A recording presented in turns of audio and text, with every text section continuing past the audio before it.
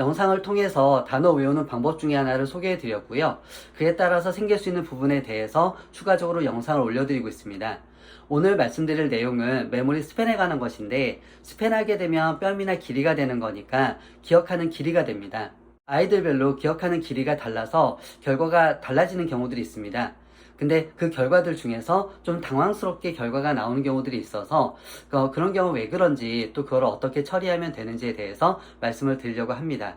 간단하게 예를 들어서 말씀을 드릴 거고요. 50단어를 외워서 단어를 쓰거나 뜻을 쓰거나 테스트를 봐야 되는 상황이라고 했을 때 이 상황을 가정을 해보도록 하겠습니다.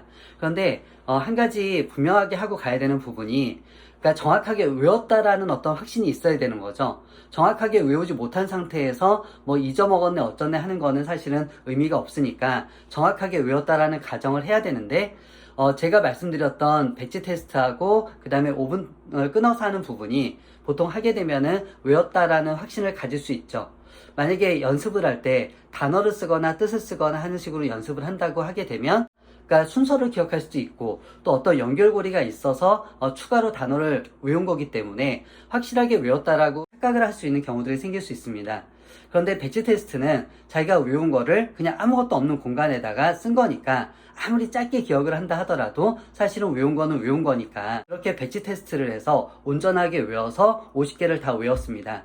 그렇게 해서 단어 테스트를 딱 봤는데, 보통 이제 상식적으로 우리가 생각을 해봤을 때에는 50개를 다 맞거나 아니면 50개 언저리 쪽으로는 맞아야 되는데, 뭐 3, 40개 정도, 심하면 20개 정도까지 단어 맞는 개수가 떨어지는 경우도 있습니다. 그러면은 이제 뭐 선생님들이나 아니면 아이나 본인들이나 당황하는 경우가 생길 수 있는데, 큰일은 아니고요. 이 아이가 아직까지는 기억하는 어떤 길이, 메모리 스팬이 아직은 길이가 짧은 친구입니다. 그래서 그냥 연습을 몇 번 하다 보면은, 여러 번 말씀드렸듯이 배치 테스트 자체가 집중력을 좀 향상시킬 수 있는 방법이기 때문에 한 번에 끝내시지 마시고, 예를 들어서 배치 테스트를 두 번, 세 번 정도, 그래서 보통 배치 테스트를 두 번까지 시키게 되면은 합격선 근처까지는 어느 정도 끌어올려지거든요. 또 어차피 한 번 배치 테스트를 처음에 한 거보다는 두 번째 할 때 시간이 당연하게 더 적게 걸리겠죠.